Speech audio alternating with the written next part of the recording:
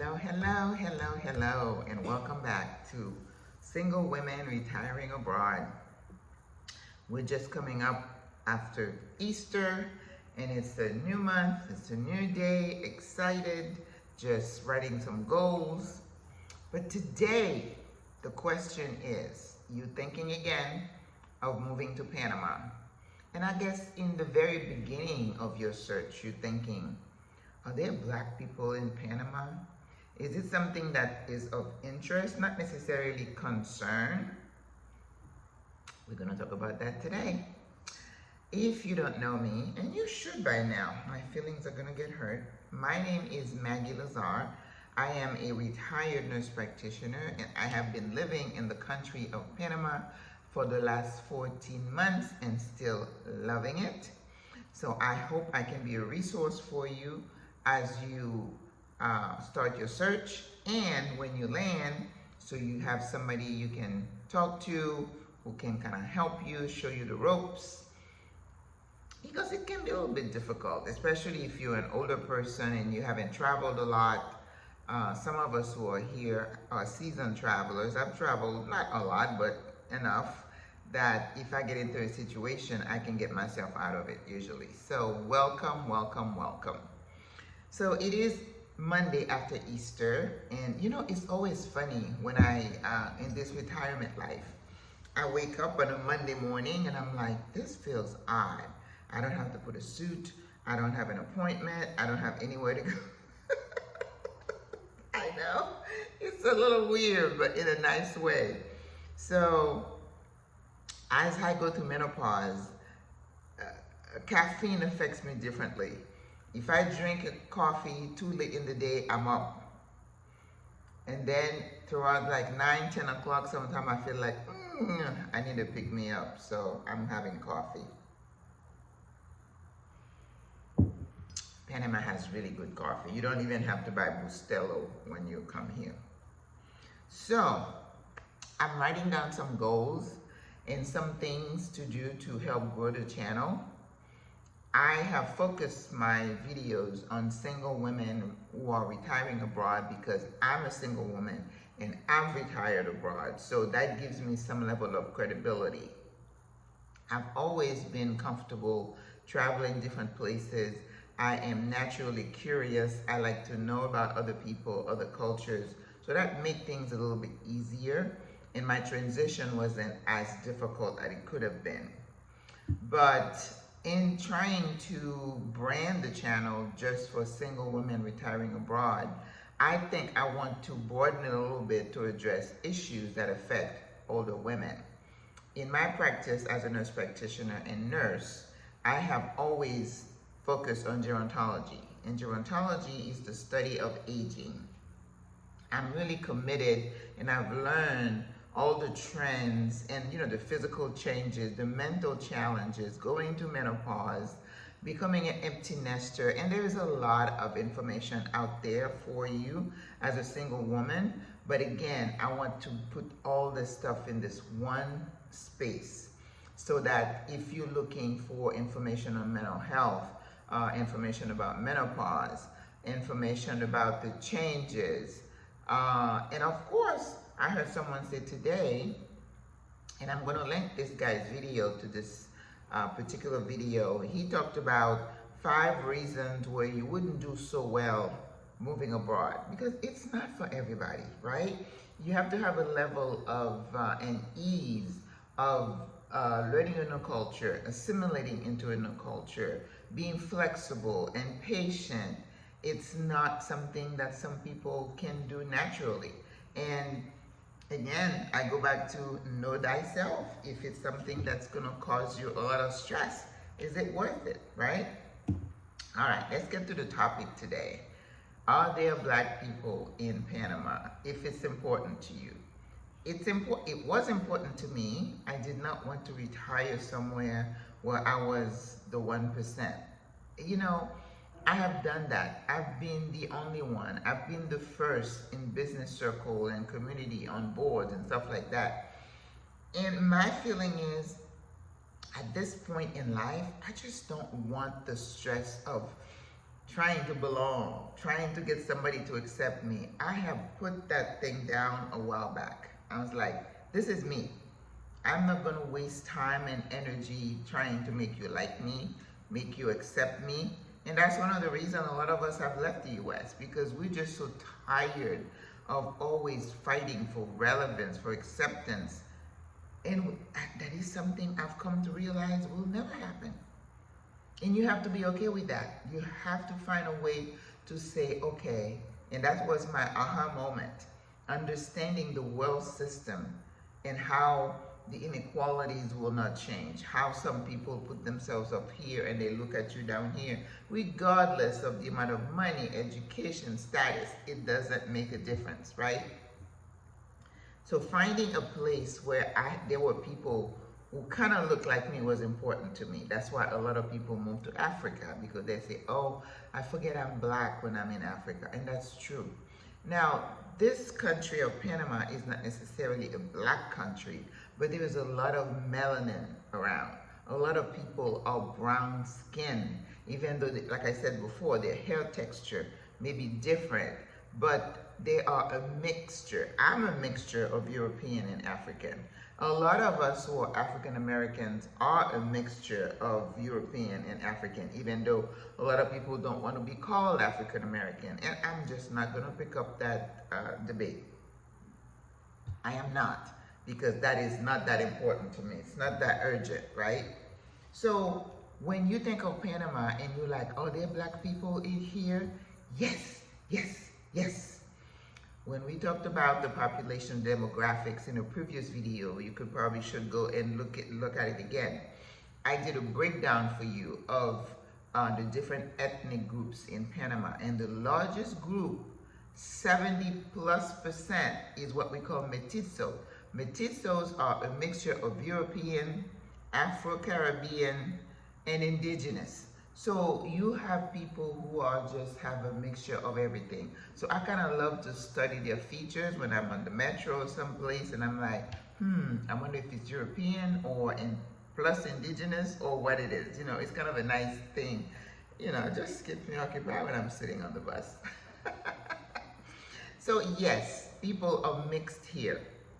They have beautiful brown skin, but again, the hair texture could be different. The hair texture could be straight, could be curly, but they are melanated, and that makes you, you know, it kind of lowers your stress level a little bit, that you're not going to stick out. Someone's not going to be staring at you. They do not stare in Panama, and I said that because when I went to certain countries in Africa, I was stared at, even though I had brown skin like them, but they could see I'm from a different place by my hair color. You know, my hair's a little orangey, and they look at me, and it was like there was a certain level of discomfort there. But anyway, I digress.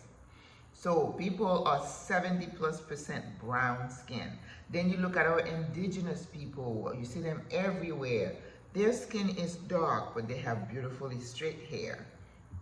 Then you get the Afro-Caribbean, who look definitely like me, okay? In Panama, the Mestizos are like everywhere. Now, as I traveled to the country last year, I noticed like a higher incidence of a certain ethnic group in certain areas. Like when I was in Las Tablas, I saw a lot more indigenous people. When I was in places like Chitre, I saw a lot more European, Spanish people. If you go to Colón, you're gonna see mostly Afro-Caribbean and Mestizo people there. So people love Colón for that reason, because if you're from the Caribbean, you're like, oh my God, I can go get my fruit bread, I can get my ackee and saltfish, you get your rice and peas. So they have pockets. In Panama, I said that in the previous video, the largest pockets of Afro-Caribbean, which is what they call the people that were recruited from the Caribbean to work in the canal, right? So the Americans went to places like Jamaica. Jamaica has probably the largest group of Afro-Caribbean descendants here in Panama. But I understood that you have people from Barbados as well, Trinidad and Tobago. I have not met too many of them. Uh, I'm Haitian, and I'm told that there are some Haitians because they love Haitian music. They love compa, so there must be some of them here. Um, then you get the Chinese, and then you get, Asians, and then I've seen some Jewish people a little bit from everywhere, but they're a little smaller minority.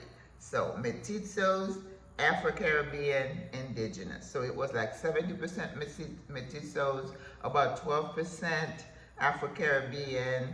No, I think that's indigenous 12%. I forget, I think the Afro-Caribbean is a little bit larger, like 18%. And then you have like 5% Chinese, and then 6 or 7% European. So if you're looking for brown, melanated skin, you're in luck. You're gonna feel comfortable. As an Afro-Caribbean person myself, and I live in the city of Panama, I can tell you that when I'm walking the streets, because I don't have a car, so I'm on the buses, in the metro, in the Uber. My Uber driver is usually a Panamanian with nice brown skin. On the buses, it's a mixture. You don't see a lot of Europeans unless they are visitors, okay? Now, if you go to places like Boquete, you're gonna see a lot more gringo, but they're still expats, because that's like kind of a hub for the gringo expats from America, Canada, and other European countries. You go to places like Coronado, and again, as you're doing your research, you need to really be aware of what you are getting yourself into. My previous video yesterday was about, where do you land? Do you land in the city? Do you land on the beach? Or do you want mountains? As you make your choice, you need to understand the demographics of the place and how it affects you on a daily basis, right? If you don't mind rubbing shoulders with a lot of gringos, then you're good, right? And if you are a white person and you want to be in an area that is mostly, that has people that look like you, even though there are about 6,000 gringos in the Boquete area, and I see a lot of indigenous people there. So you're mixing, but you're still sticking out as a foreigner, right? So they probably like to stick together and, interact with each other. I like this city because of the hustle and bustle. I like it because of the availability of everything that I need. I don't necessarily like to live in a high rise, but again, I have to prioritize what's most important to me. Having access, transportation, culture, restaurants, and water view, things like that, versus living in a PH, in a tall building. I don't like it, but it's not number one, number two on my priority list, okay? So we're talking about the melanin. Today is all about the melanin. So in the city, a lot of mestizos, right? And Afro people, and especially if you're looking at visitors. Yesterday I was in Casco Viejo. I was just so happy to see so many visitors because tourism is a big money maker for this city, and Casco is a very popular visitor spot for good reason. The place is gorgeous, got lots of history and lots of restaurants. So anybody who comes to Panama City goes to Casco Viejo. That's just the way it is, right? It's a destination. And then if I want to really get immersed in the Afro-Caribbean culture and see some people who look like me with kinky hair like me in the city, I go to Rio Abajo. Rio Abajo is where you find the Caribbean culture, food. Oh yeah, in the store, if you're looking for maybe ackee, saltfish, and all of those, you go to Rio Abajo, they got you, okay? But as a country, the pockets of Afro-Caribbean, I said that in another video, is in Colon. Like this past weekend, it was Easter, so they go to Panaderia Colon. Panaderia means bakery. Every time you see a word in Spanish, you see eria, that means that's where they sell something or make something. So pan is bread, so panaderia tells you it's a bakery. So there was so much, the Easter bun that is again directly related to Afro-Caribbean culture, because we have Afro-Caribbeans here. Around Easter, people eat Easter bun, right? And it's not just Afro-Caribbean, Panamanians, you know, because this is a fusion here, I told you. And that's one other thing I love about Panama, that it's not predominantly this, predominantly that. It's just like a nice fusion. Food. So if you look at Caribbean food, we have el sancocho, which is the main Caribbean. I have to do one on food. Panamanian national dish. It's a soup, but it originated in Africa, and everywhere in South America and Central America, Caribbean, we have that soup. Haitians have soup jumu that is related to the sancocho. Arroz con grandules. We eat rice everywhere. Africa, Caribbean, South, I mean, you know what I mean?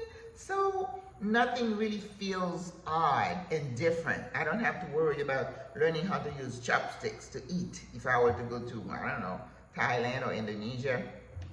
Everything is familiar. So it makes the transition a bit easier. It makes your landing a bit softer. That you can go to a Panamanian restaurant and order rice and peas and fish, which is what we as Caribbean people eat.